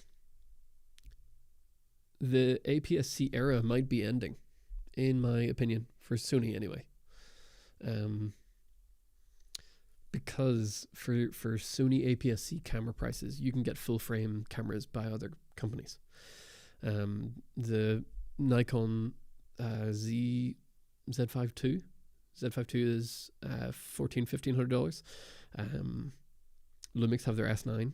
Love it or hate it, I quite like it. There's some very affordable options that you can find for that $1,500 or less price point, which is what Sony sort of had locked down for the longest time. So I don't know, we'll see. Roasted condensed milk and coffee, more coffee stuff. Local traditional cafes, kopitiams. Cool. Yeah, I do a pour over every day. Pour over is my thing. I literally have my pour over kettle's right here. I just finished making a cup. I love the process of making coffee more than actually drinking coffee. But yeah. S5 IIX is about 1800 and 2200 with a 20-60. The 20-60 looks sweet. I do like the look of the 20-60. Is that the f2.8 one? It's the new one. It looks really nice. No, I just can't wait for the FX2 Mark II with the A7 V sensor. Kidding mostly. The A7 V, we'll see. I think Sony need to pull out something big with the A7 V to keep their people around. Now then again, everybody's talking about all of this switching talk. I don't think anybody actually switches. I don't think switching is a real thing, unless you have a problem. I have a problem. I've tried almost all the camera brands and I regret most of it. But switching is just so expensive. If you have lots of lenses, I don't think switching is worth it. Like if a camera is worth $500, or if a camera is $500 less, but is better than a camera in your lens category, I don't think it's worth switching if you have already thousands of dollars worth it, or if you already have thousands of dollars in your lenses, because you're losing so much money. And then again, like sure, Lumix cameras, I will totally say Lumix cameras currently for the money are better than Sony cameras. I will happily say that. But I don't have Lumix glass. So to me, they're not worth it right now. That's not to say they're bad. And that also doesn't make Sony cameras bad. Like, yes, Lumix cameras are better, but Sony cameras do everything that I need them to do, and they do them well. I enjoy them. So, like, that's one of the weird things that seems to be happening in the camera industry is like, oh, this camera is really good, and this camera is good, but because this one's really good, this one is now bad. I don't think that's how it works. Like, you can have a good camera and a great camera, and the great camera doesn't make the good camera bad, it just makes the good camera not as good as the great camera. Say that 5 times faster. Sorry, my rant's over. Brian started it. I'm a light roast type of guy. You're thinking about the S1 Mark II? Oh, Brian's thinking of switching. Fair enough. So Brian, you're also in the YouTube world, right? So this is the interesting thing for us. Oh, Rhett's here. Rhett, you can say this too. Oh, the stream's a little quiet. Hang on. Let me see if I can bump it up a little bit. I can, just a touch. I've got a little more in me, possibly. That's about as loud as I can get it. So Rhett and Brian or any other YouTube people in here, you can answer this for me.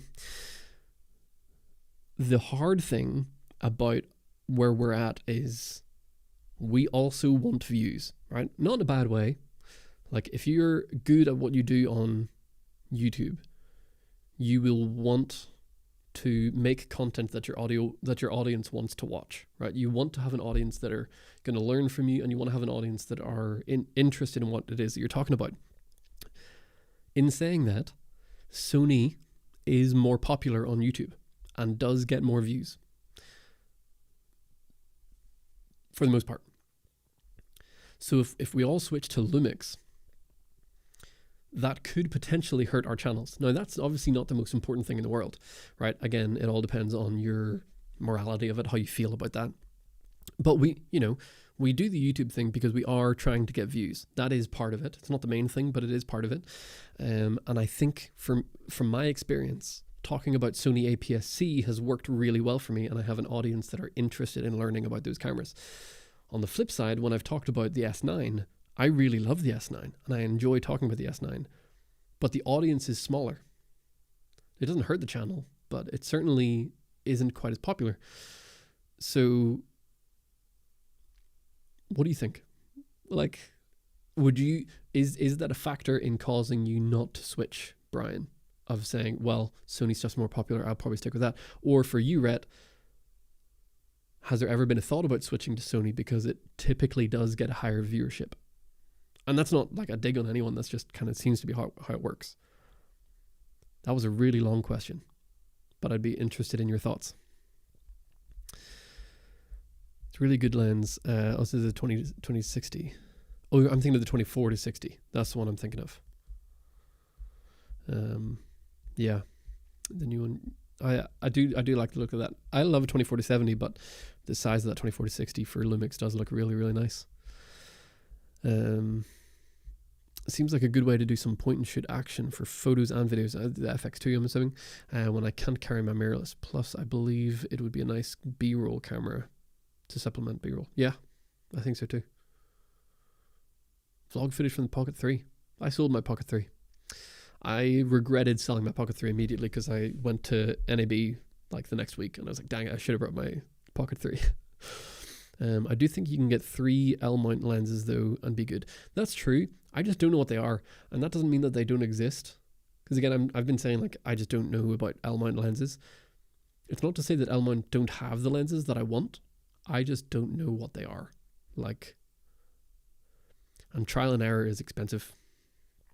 So I say if you want to get into Lumix, start with the S52X. Yes, I think that's a great option, especially used. I saw one used.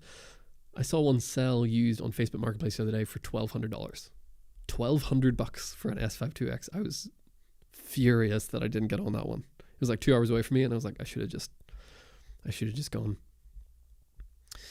Not switching, but having both systems. Yeah, that's kind of where I'm at. I got 4 systems at the moment, and I don't know what to do. I hardly have any lenses for all of them, but I just got Fuji X. Viltrox are actually hooking me up with some stuff for the Fuji video.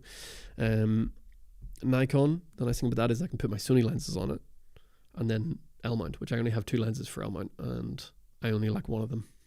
So that's just me. Yo, Brian, the S9 skin you got is dope. What skin did you get for the S9?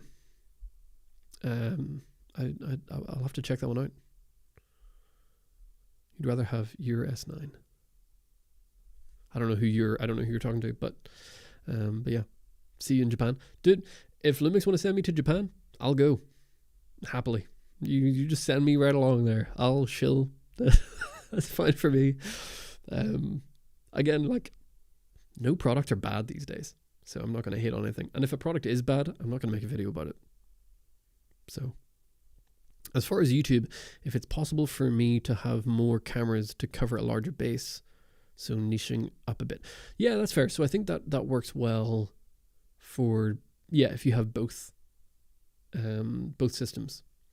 That's kind of where I'm at. Like, I feel like I couldn't sell all of my Sony stuff. That would just hurt. Yeah, hurt the channel, hurt me. And I'd feel a little locked in. And also just because I know the Sony system. So like I know it well and I'm fast with it. So for me, it's very convenient and very quick. But yeah, I'd totally have both, which, yeah, you're right, definitely has you reaching out to multiple or a bigger sort of viewership base. The hard part is for us, like there's a lot of people who have bought ZV-10s because of what I've talked about, but if I then go and talk about the S9, are those people going to then go sell their ZV-10s Mark II that they bought because of something that I said, and then blame me for them losing money over it? I mean, I don't think they should do that, but people do hold YouTubers responsible for more than they probably should. Well, easy for me to say, but even just as a small channel, there is a little bit of pressure there. Brian's talking to you. Oh, you have one? He wants your Japan edition S9. I need to see your Japan edition S9. That sounds sweet. You got the vinyl wrap. So I ended up getting the black S9 because it was one that I found for really cheap, and I got a green skin for it, which matches the green one, but it's inverted. So the middle part is black. I don't have it here. It's at our coffee shop. The middle part is black, and then the top and the back is green. So I kind of like it because it's different from others. It just kind of makes it look a little bit different. Ray said that exists. What is it you're talking about there? Wait, that exists? Sorry, chats. I'm a little bit behind here. 24 to 105 f2.4 would be insanely good for a one lens to live. Yeah, that would be a beast of a lens. That thing would be massive. Sky, how's it going? I'm trying to buy a camera and get into vlogging, cinematic videos, and maybe a bit of photography as a hobby. Should I get a ZV-10 Mark II or the A6700? I don't know if I should save for the A6700 or buy the ZV-10 Mark II now. So I've got my A67 up here, and my ZV-10 Mark II is here. This is the hard thing, right? They both produce the same image for the most part. The ZV-10 Mark II and the A6700 are almost the same camera. I much prefer the A6700 personally. I think it's worth the money. I am honestly not the biggest fan of the ZV-10 Mark II. I think the problem for me was everyone called the ZV-10 Mark II a baby FX30, and I just don't think that's the case. Other than the image, that's the only thing that it has that's similar. So I would probably go with the A6700 if I was you, and I would look used. You can find them for $1,100 or $1,200 used, depending on where you are in the world, I guess.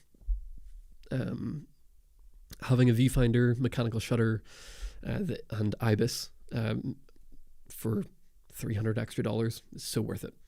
Like, more than worth it. I would highly recommend it. For me, the ZV-10 Mark II is a poor successor to the original ZV-10, in my humble opinion. I think the new entry-level camera that is going to take the world by storm is the Fuji XM5. Teeny tiny, and it's awesome. Different lens mount, different client base, different camera. But I think if you're looking at Sony APS-C, I like the A6700, especially if you're needing a hybrid. That would be my take.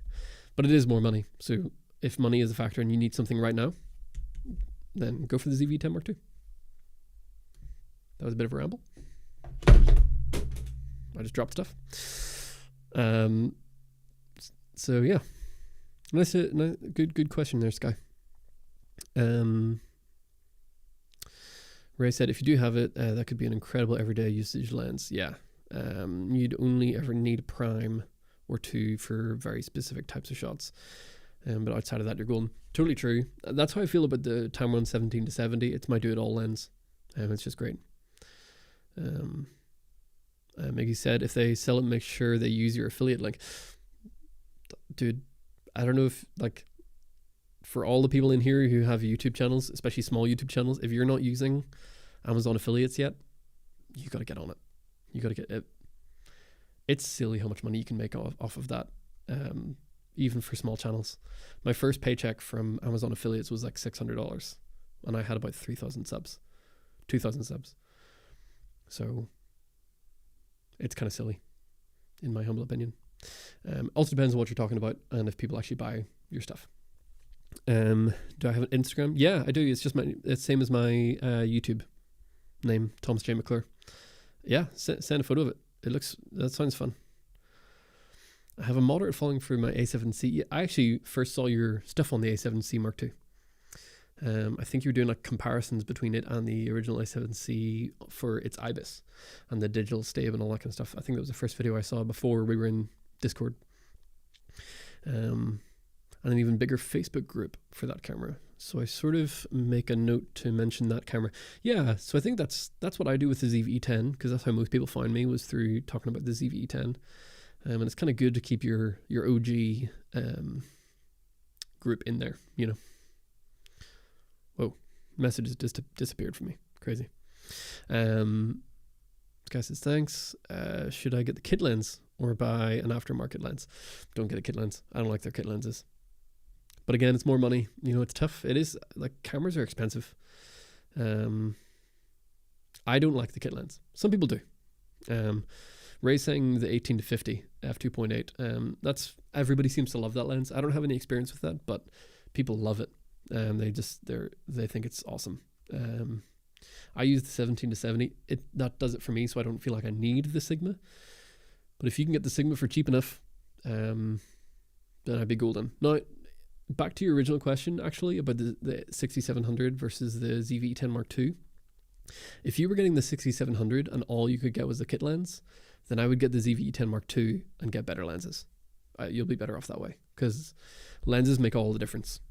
You'll get a way better image out of your camera with a good lens, even if it's a cheap camera, than you would on a expensive camera with a cheap lens. So all the videos that I've done on the ZV-E10 of like getting cinematic footage out of it, I'm using like some really interesting, quirky kind of cinema lenses, and I love the image that came out of it. But again, it's all down to the lens, not the camera. I love the Sigma contemporaries. This is a Sigma 16, and my overhead camera is the Sigma 30, and those are great. Those are dirt cheap.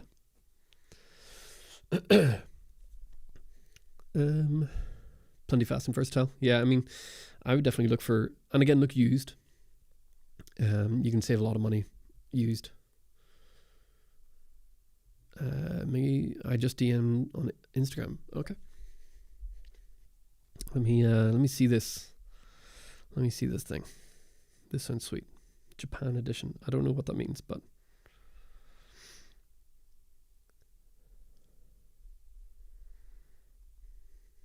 all right.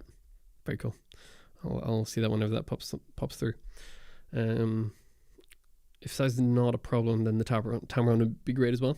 Yeah, the Tamron is big, but yeah. Yeah, Brian has a point there. ZV-10 Mark II, lack of IBIS is an issue for sure, and that's why I would pick the A6700 over the ZV-10 Mark II any day. That was my biggest complaint with that camera. I'm probably going to sell the ZV-10 Mark II soon. I'll need to make a couple more videos about it before I get rid of it, but I just never use it. And I think the Fuji X-M5 is going to replace that sort of beginner stuff for me personally. But, oh, here we go. Photos through. Oh, it's the one with the silver top on it. Ah, that's cool. I had seen that. I didn't realize that's what it was. Yeah, because I've never really seen those for sale. That grip looks nice too. That's sweet. Very cool. The S9 did do a good job of like making a cool looking camera, no doubt. They kind of nailed it, I think. I just wish there was a few more buttons. I like more buttons, but that's just me. And I think this is my take. I don't know if I don't think they'll do this, but the S9 Drama, I think the S9 Drama put Lumix on the map. Well, you can only get it in Japan. Okay. But yeah, I think the S9 Drama put Lumix on the map more than any of their other cameras. Not to say it's their best camera, but the Drama, like the amount of eyes that Lumix got on them in that. I mean, it's not necessarily good publicity, but bad publicity is better than no publicity, you know? So it got people talking about Lumix a lot, and then they come out with some really good cameras like the new S1 II series. I mean, it seems to have worked for them, you know. I don't think it was intentional by any stretch of the imagination, but I think they should monopolize on the S9. I think they should do like another S9. They could do an S9 2 line in the same way that they've done the S1 2 line. Do the S9 2 line and do the an E and R, all that kind of stuff. Just because people hate it so much. I don't know. The people that love it will love it more. The people that hate it will continue to hate it. You know? So for the Lumix people in the chat then, I guess there's a few of you. If I were to switch to Lumix, what lenses would you recommend? Because I don't know what I would get. I'd need so this shot is a 24mm equivalent, so I'd get a 24mm 1.4, which I don't know if they make. I know Sigma makes one, so I would definitely get that. And then I would love a do-it-all lens. So L-mount do-it-all lens. What do you think? What's the one that comes to mind? Not that I'm switching, but I'll happily talk. Especially get something for the S9 that I already have. But that'll probably be my last little question then, and then I think we'll hop off here. But thank you guys for hanging out as well. It's been great having. There's been between 12 and 20 of you here the whole time. I'm a prime guy. I much prefer primes, personally. Unless the only zoom for L-mount that interests me is the Samyang. What is it, 35 to 150? I like primes, and I like primes with character. That would be my thing. Like this 35mm 1.4 by 7 Artisans, I think. TT Artisans, 7 Artisans. If they made this with autofocus, I'd be all over it. Because I love the image out of this. And it's good for a manual focus lens. I don't mind manual focus. But the image out of this is lovely. It's got some nice character. You want to try oh, hang on. I'm a couple behind here. Do you think the DJI Mic 2 is a good investment if I can get it aftermarket for $150 to $200 or get a Rode shotgun mic?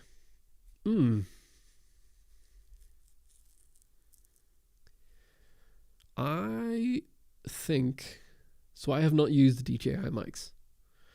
My complaint with all of those kinds of mics is that they're big. They're big and bulky. Let me grab some.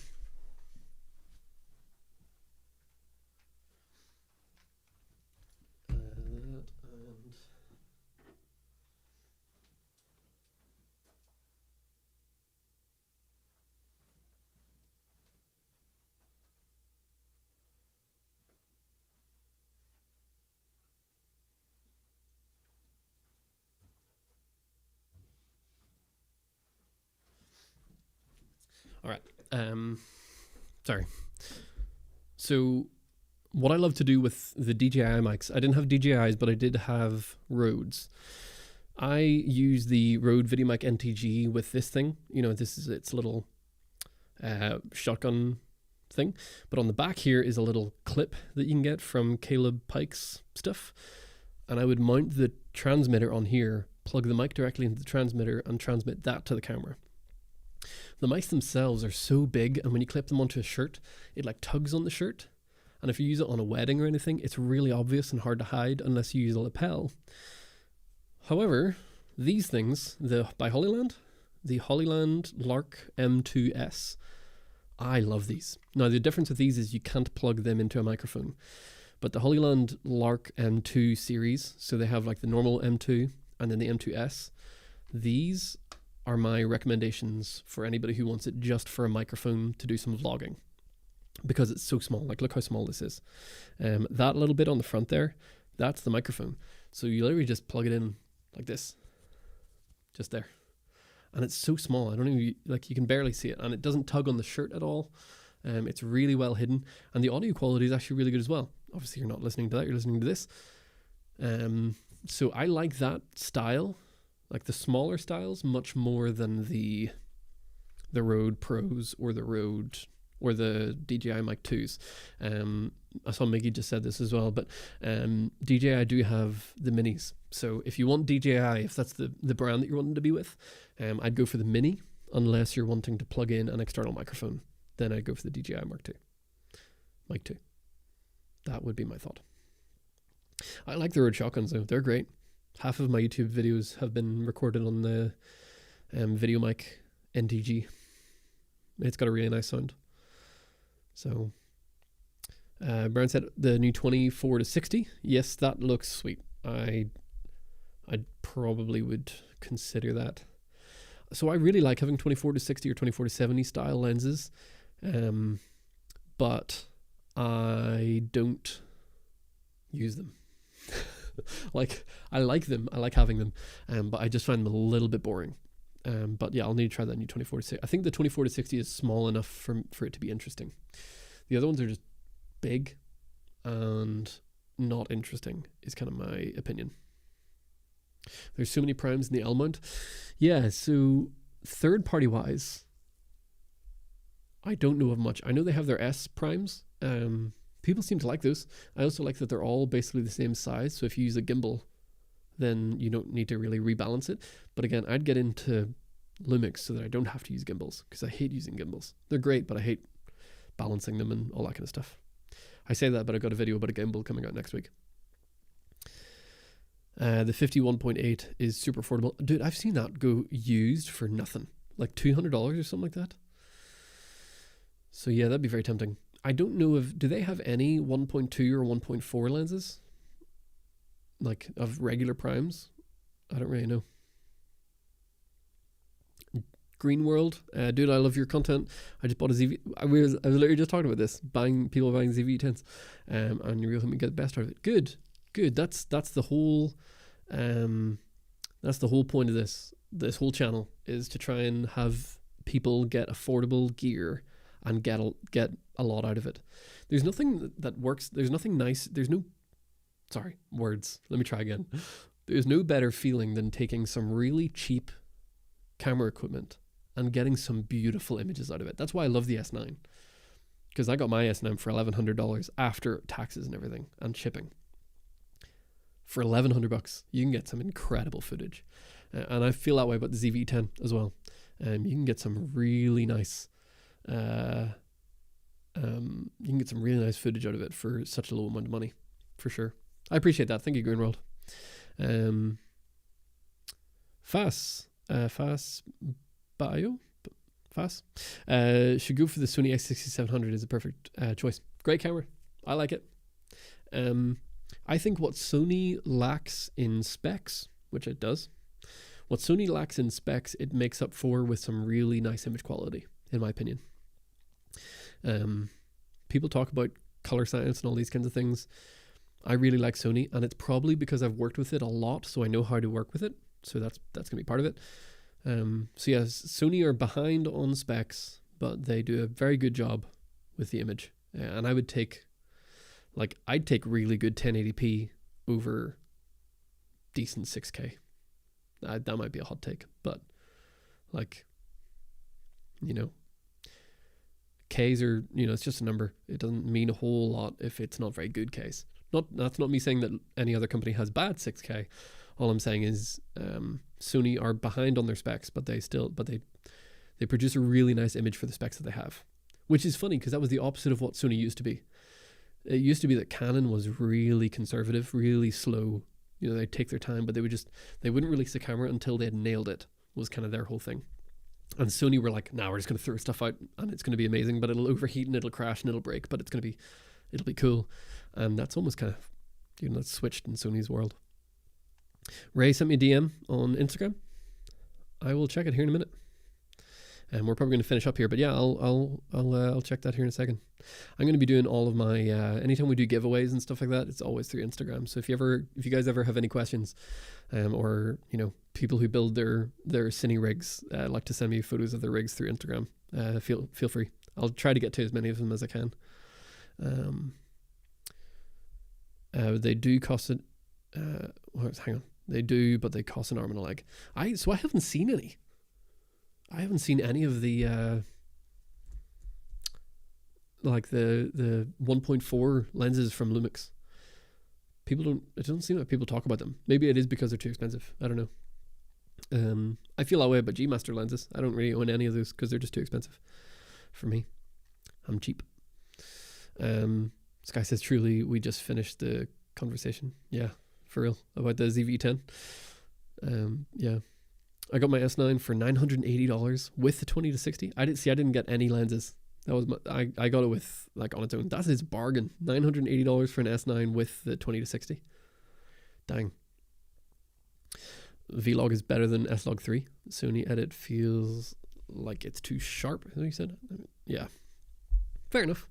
Yeah, I think if you know how to work with Vlog, I think it's all down to what you know. Like if you know how to work with it, then it's going to be better for you. So when I was hanging out with Matthew Dangy over at NAB this year, he was asking me, he's like, don't you just love Lumix colors? And I was like, yeah, I like Sony colors too.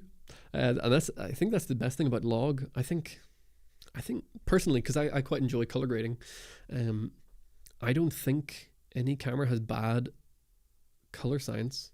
They just need worked on differently. Like I never use a single camera straight out of camera. I always edit it. Like I will, like always. Even if I'm doing like phone footage, I'll still color grade it. I just kind of enjoy the process of that. So if you're doing color grades and if you're working on stuff, I don't think it matters what camera brand you use. They're all good. They just need worked on slightly differently. But yeah, Vlog does turn out really nice. S-Log 2 is a different story. I don't like it. I would do HLG over S-Log 2 any day. So all of my stuff on the ZV-10 was always using HLG instead of S-Log 2. Sky says that's the steal. Yeah, I mean, for any full frame camera for $1,000, never mind one that came out within the last couple of years, is ridiculous. Shooting pictures in S-Log 3 is pretty sick. Really? I've never heard of anybody doing that. That's cool. Yeah, I'll need to give that a go at some point. Ray says they're not replacing one system with another, but embracing multiple systems. Resonates with you. Yeah, it's the only problem with it is it's very expensive. So if you're in the YouTube world, we get it easy because we get sent stuff. No, I've never got sent camera bodies, but I do get sent lenses. That just makes everything way cheaper for me. And it is definitely a perk of the job for sure. I'm never going to say it's not. But that's the challenge to the YouTube folk like myself, is we have to remember that non-YouTube people don't have that luxury. So you got to keep yourself in check to make sure that, hey, if you're recommending a product, you need to be willing to spend money on it yourself. If you really love a product and you're recommending it firmly, you should like it enough to spend money on it. You don't have to spend money on it because you get sent it, but you should, you know what I'm saying.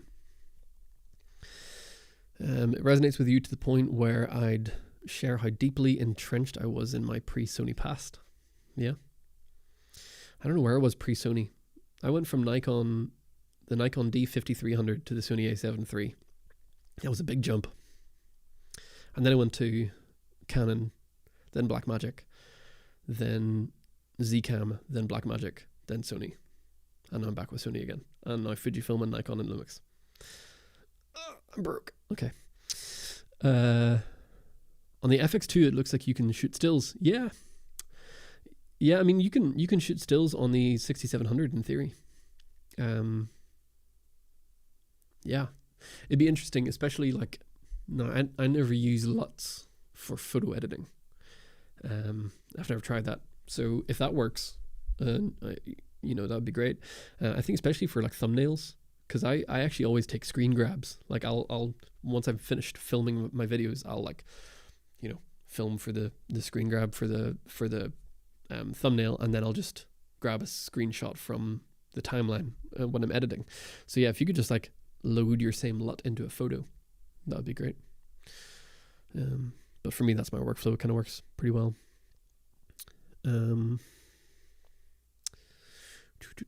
Where am I? Sky, what about for the 6700, what logs? I'll use S-Log 3. So if your camera only shoots, or if you're filming in 8-bit, I would use HLG. If you're filming in 10-bit, which the A6700 does, then I would use S-Log 3. S-Log 2 in 8-bit just falls apart for me. I get some weird color blotchiness.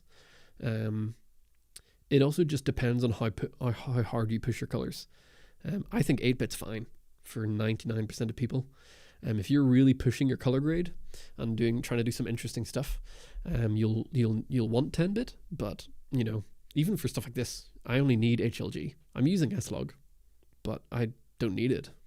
The reason I use S-Log 3 is I find HLG or like straight up picture profiles out of Sony are too sharp. So S-Log 3 is just a little softer for me. But yeah, 10-bit, S-Log 3, 8-bit, I'd use HLG. That'd be my take. Mighty Miggy, yeah, you agree at the end of the day, it's on your workflow. Yeah, workflow, whatever.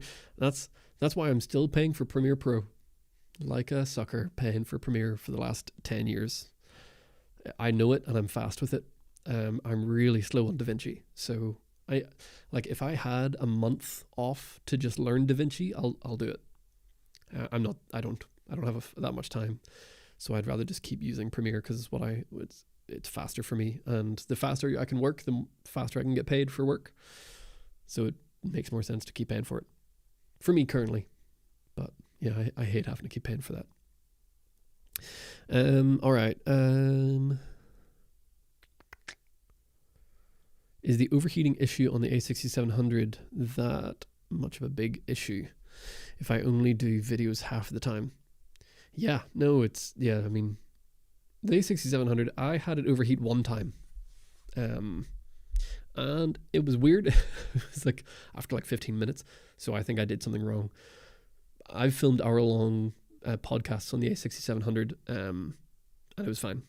So depends how you use it. If you're trying to film 4K 60p for 2 hours long, yeah, it's going to overheat. If you're doing talking head stuff like this, you'll be fine. The ways that it is more likely to overheat is if you plug it into USB-C for power delivery and you keep the screen closed, it's going to overheat faster because you're throwing a lot of electricity and juice into the camera itself. If you don't want any overheating, you could put a little fan on the back or a dummy battery, and it won't. I actually have had more overheating problems with my ZV-E10 Mark II than I did with the A6700, but other people had different experiences. So it's a toss-up. We'll see. Great camera though. Ray, expect a photo of some insanity in your DMs. I will. When I say I was entrenched, I was deep in the trenches. I'll have to check that out. S9 has the real-time LUT. Yes, it does. So I didn't use that for the longest time. I still don't use it, actually, the real-time LUT. But my wife now uses the S9 because she manages the coffee shop, and it's like our social media camera, and she loves it. She loves the real-time LUT feature. I don't. It's not that I don't love it. I just didn't use it. Because again, I like color grading. So I would like to have a LUT in camera so I can see what it's going to look like, but I don't want to lose I'd still like to be able to grade. Because like right now it's like I've got my custom color grade for my studio in my camera right now, and I think it looks fine. But just looking at this, if I was to take this into my computer and like make a video out of this, I would still tweak some stuff. So I like to have that flexibility, if I can. Same with Premiere Pro. Brian's also using it. Yeah, I'm not alone. But at least we can brag about being able to use ProRes RAW. Yeah, not that I ever use ProRes RAW, but yes, it is very true. Here's a hot take. I think RAW is overrated. I think I never use it. Like B-RAW I used a lot, but it's because it looked good. I'd use ProRes or H.265 if it was a smaller file, if the camera had it as an option. So I don't know. It also depends on what you're filming. I don't want to spend thousands of dollars on storage, so RAW oftentimes is not compressed enough for me. Too big of a file. Do you shoot everything in ProRes RAW? Because ProRes files are big. I believe you word for that heads up for the overheating. Really enjoy your content. Thanks. Yeah. So yes, you were looking at the 6700. Great camera. I wish I had my overhead camera plugged in. I left the adapter for the micro HDMI upstairs. So hang on, I need to clean up my desk. There's so much stuff lying all over the place here. But yeah, I I had this whole setup working with like multicam stuff, all running into my laptop, and then the laptop didn't work for my stream. So we're falling apart over here. How does editing fare on non-RAW? I'm not. It's fine. 10-bit's fine. I don't need 14-bit.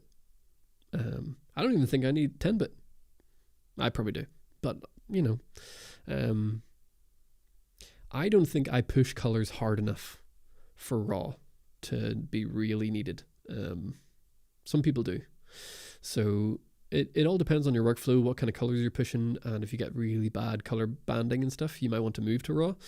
But most of the time, I've never used it, or never push stuff hard enough for that to come out.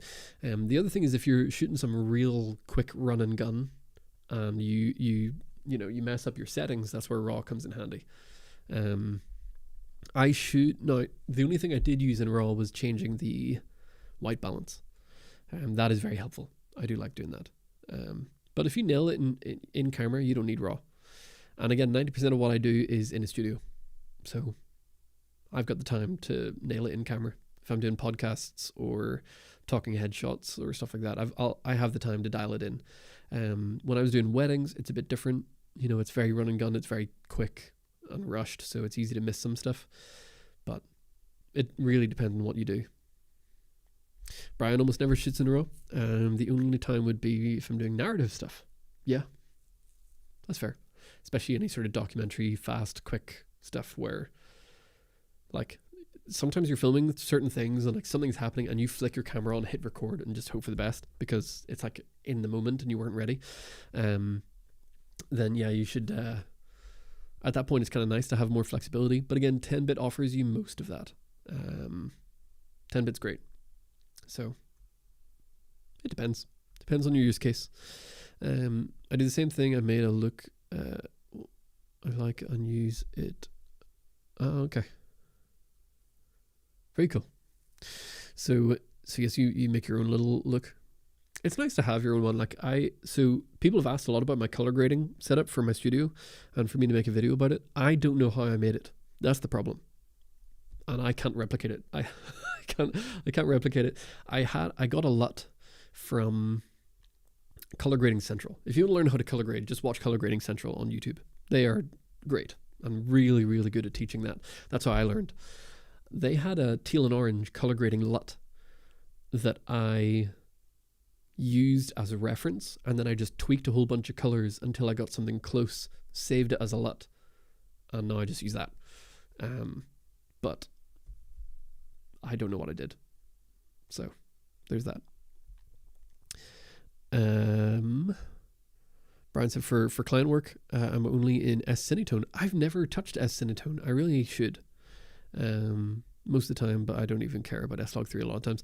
It's so true. You know, so I think this is a big thing in the YouTube world is we talk a lot about certain features and certain products that we don't actually use. Like I was thinking about this with like the X5, right? The 360 camera.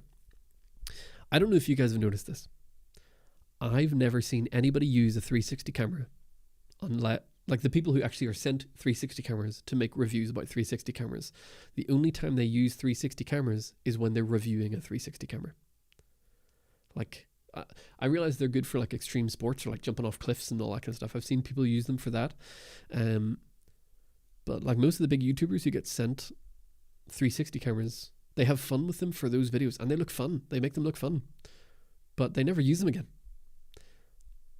So no, I'm not blaming them for anything. Like I'm not, they got sent a product and they have to make a video. That's how it works. I've done the same thing. Like I've made a video about a smoke machine. I never use it. But if you need it, it's great. So where was I going with that? Yes, we talk about specs and we talk about camera features. And I think this is all true of the FX2 as well. Kind of what we were talking about earlier. There's camera specs and stuff that we get obsessed with and we say, hey, this is a fantastic feature. But we never actually need it. I feel that way about 32-bit float. 32-bit float is fantastic. It's really fun. I don't know if you've used it. If you haven't, and you get a chance to use 32-bit float, and then you record something intentionally badly and you can just recover it, it's amazing. But that doesn't mean that people all of a sudden just stop caring about dialing it in. Like, you still need to be careful with your audio, and you should get it right first time. So you don't have to do all that editing. It's like a just in case. That's how I feel about RAW. It's a just in case that some people need, like 360 cameras. Some people need, if you're doing real estate and you're trying to get like scans, you can do it for that. Or for extreme sports, if you're diving off cliffs, you probably don't want to use an FX3 for that. But outside of that, anyway, camera people don't use 360 action. Yeah, no, for sure. But weirdly, it's the camera people that get sent the 360 cameras. So like I've been close to buying 360 cameras because of YouTubers' videos, and then I stop and I'm like, the most extreme thing I do is walk to work. Like, I don't do anything. So I've got a one wheel now because I wanted to be a real YouTuber, so I got a one wheel. But that's about it. All right, where am I?